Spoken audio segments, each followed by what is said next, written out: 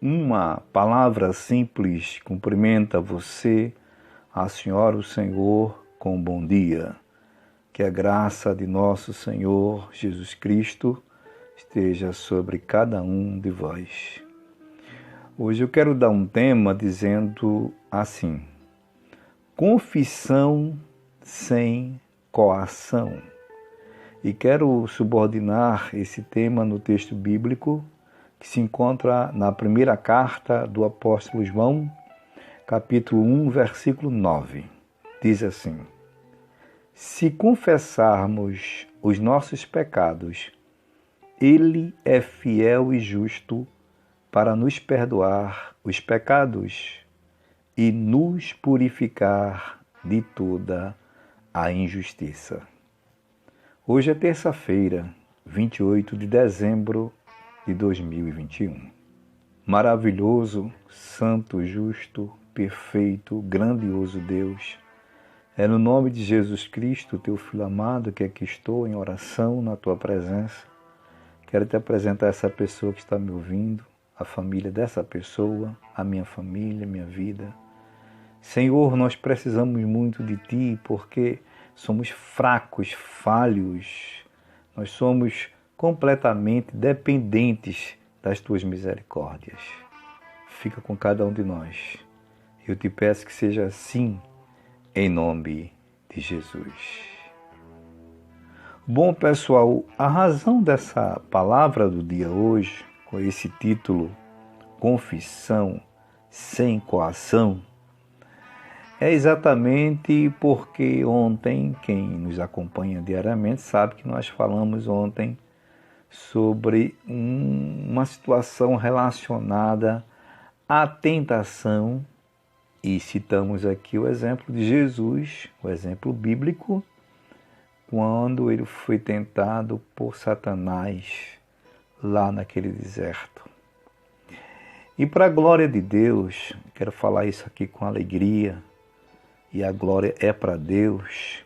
Após a publicação daquela mensagem de ontem, eu fui procurado, na verdade, por uma pessoa que nos confiou, né? Uma pessoa que é da congregação em que eu faço parte. Já é muito antiga essa pessoa, amiga minha também, mas está um pouquinho afastada do caminho do Senhor, dos caminhos do Senhor.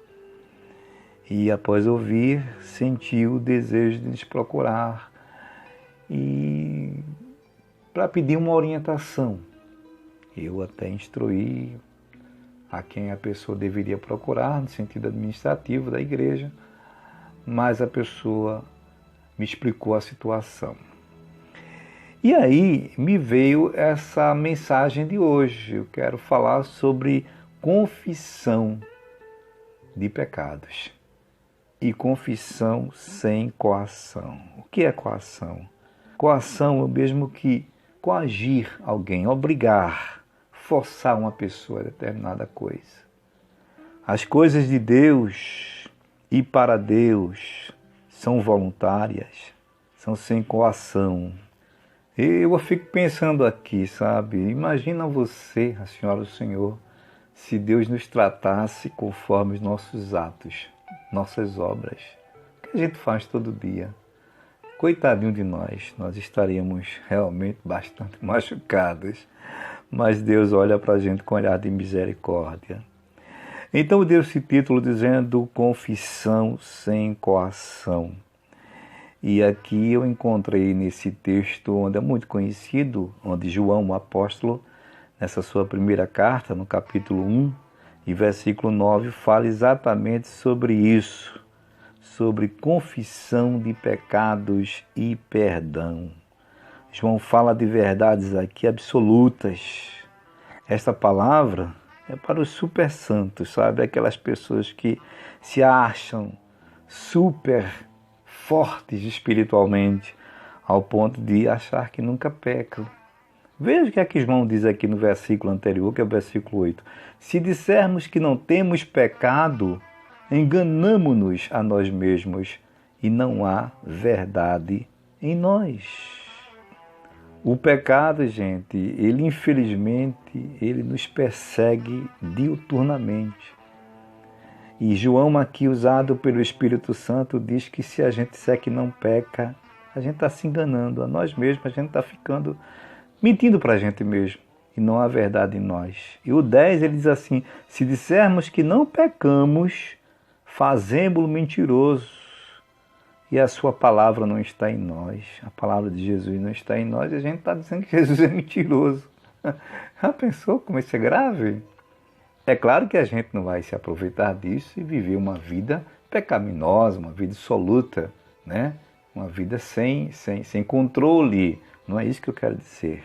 Mas eu quero dizer que todos os dias a gente precisa do amparo e da misericórdia de Deus, do perdão de Deus, porque a gente peca por palavras, por um pensamento obscuro, por uma obra, uma atitude grosseira, até pecados involuntários, aquele que vem na mente que a gente nem quer pensar, aquilo que a gente diz que foi um tropeço na palavra, foi sem querer, e outras coisas mais. Então a gente precisa saber que se nós confessarmos os nossos pecados, Jesus é fiel, Jesus é justo para nos perdoar os pecados e nos purificar de toda a injustiça. Quando a gente comete pecado, nós somos injustos perante Deus. Mas o sangue de Jesus e o próprio Jesus nos perdoa e nos purifica de toda a injustiça nossa cometida. Eu fico aqui pensando a dor, a agonia em que o salmista estava sentindo no Salmo 38, quando ele faz aquela oração do pecador arrependido. Eu marquei aqui versículo 1, versículo 4 e 8. Veja o que é que diz. Ó Senhor, não me repreendas na tua ira, nem me castigues no teu furor. Coitado de nós, eu já disse aqui. Se Deus nos tratasse conforme, né, os nossos atos. Já pensou se o Senhor fosse nos repreender segundo a ira dele, né?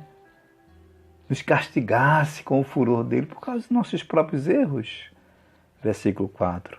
Pois já as minhas iniquidades ultrapassam a minha cabeça, como carga pesada são demais para as minhas forças.